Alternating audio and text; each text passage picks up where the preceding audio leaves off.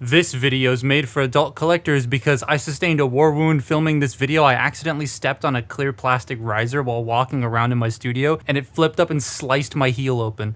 So that was fun. Not me being so excited to film this kit, I forgot to build the stand. I just sort of put it aside and went, I'll build it later. I need to build the stand. Wow, would you look at that? That was so fast, there were no cuts. This is a stand from another kit. Ever since we saw the prototype, I was so hyped for this release. Then I got to see it in person in China, and now I'm holding it.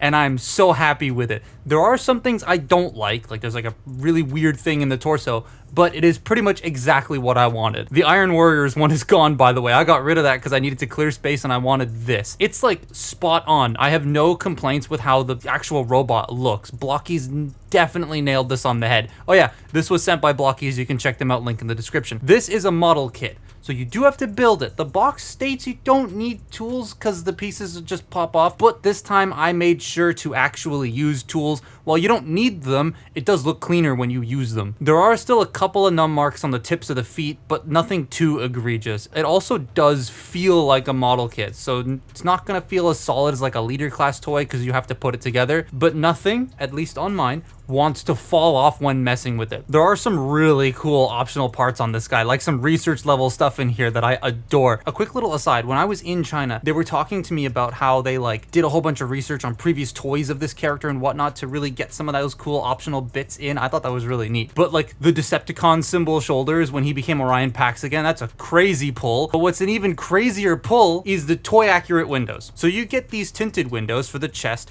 but they also have a lighter clear blue window set that has lines in it from the Prime RID toy. That is actually an insane pull, and they are the windows I will be leaving on. It is extremely well built for a model kit. Even a couple of bits that might feel a bit flimsy don't want to fall off. Obviously, I wouldn't recommend yanking on this thing. Again, it is a model kit, but this thing is so posable.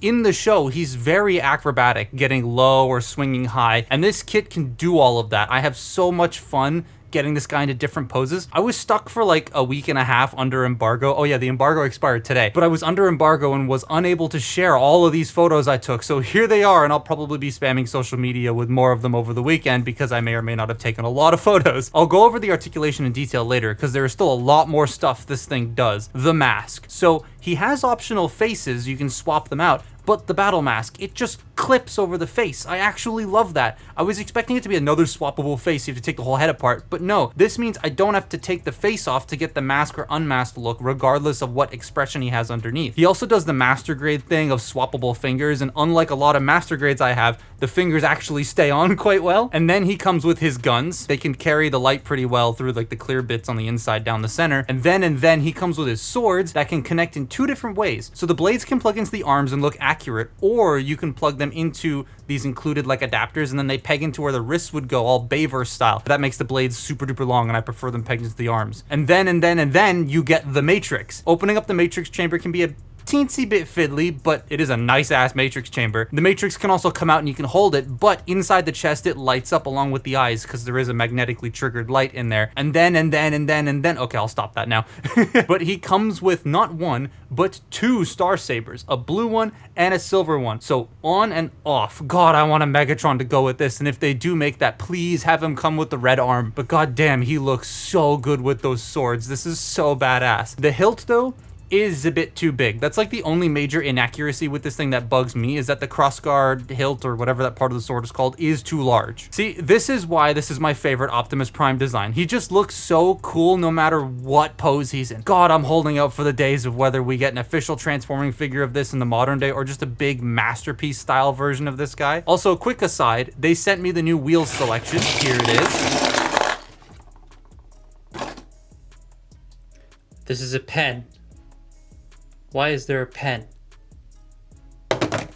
Pen, go away. All the little cars, I love this line so much. I think my favorite of this set is probably Drift. I also got Clear Lockdown, which is nice. God, I want to get that animated deluxe someday. I should also mention they sent over this thing, which is very, very nice. I really like the way that this thing looks and works. It's really tall and kind of cool. They also sent me Rocket, who's gonna stay here because his gun is so heavy it will fall off, but I really like this Rocket. And they sent me an entire case of these. The Doc Ock is insane. Look at this. You get all of this out of a blind box. That's kind of nuts. Back to Prime though, I want to gush about the detail in his neck. There is so much mechanical detail in his neck, like that platform area, it's so well done. The layering of the parts on the legs is nice though, just make sure you put them together in the right order. The instructions don't do an amazing job telling you the order in which parts have to go, and I did it wrong on one leg, so like, you know, just be careful with that. There are also so many bits on the arms and how they do all the layered silver pieces in the midsection. All of the wheels spin, though not freely, and there are parts all around this guy that move out of the way in service of the articulation, and I think I've put it off long enough, so let's just do the articulation. The head is on a double ball joint, so the neck moves as well as the head, and he can look up and down and tilt and get all that sort of stuff. The shoulders can rotate a full 360 degrees, and there are butterfly joints inward. There's also these little flaps of detail on the back here that get in the way of the arm movement, but they do swivel up and down so they can get out of the way of the arm movement, which is great. He does have bicep swivels. Now the elbows are a bit weird. They only bend this far, but when you yank them out, they can do a full double elbow bend similar to their Transformers 1 Optimus Prime. But I will say, when you extend the elbows all the way out, they become a tiny bit loose, and so the Star Saber's pretty heavy. His elbows are just like weighed down at certain angles. The wrists are on ball joints and they can hinge to fold inward more so he can like two-hand the sword. The torso articulation is the only thing that feels limited on this. He has an ab crunch and an arcing back and it goes side to side and all that. You can rotate it around. It does everything you'd want, but the waist joint is what's limited. It is the upper torso which rotates, but it doesn't rotate as far as I would like, only going a few degrees out either way because of all the bits around it and all of his armor. The hip skirts are on double ball joints so they can move out of the way of the hips, which have a drop down mechanism that allows them to kick all the way forward and all the way back and then all the way in and out, getting a full splits. The thigh rotation is a teeny bit limited because of the armor on the thighs, but it gets around just enough that I don't feel like it restricts anything too much, unlike the waist. The knees can bend all the way and they have movable armor with those silver bits inside. That's always satisfying to watch. And then the armor around the ankles and the little circly bits around the ankles can move out so that the ankles can do literally anything you'd want, and he has toe motion. The smokestacks can move on his back too to get out of the way or pose however you want, but they're a tiny bit loose and they move a little too freely. I do wish they kind of clipped in. I adore this thing. It is so nice. I've seen the next couple of large kits they've got coming out, but I do hope they do a Megatron from Prime at some point. That would be so cool to go with this. Blokees, I know you're watching this. So many people online want the rest of the team or Megatron. I'd for sure recommend this. If you like model kits and a good Optimus Prime and you like Transformers Prime, Optimus Prime, then this would be right up your alley. I would highly recommend it. It is so much fun. The build did take a while. Like it took a good few hours for me to build.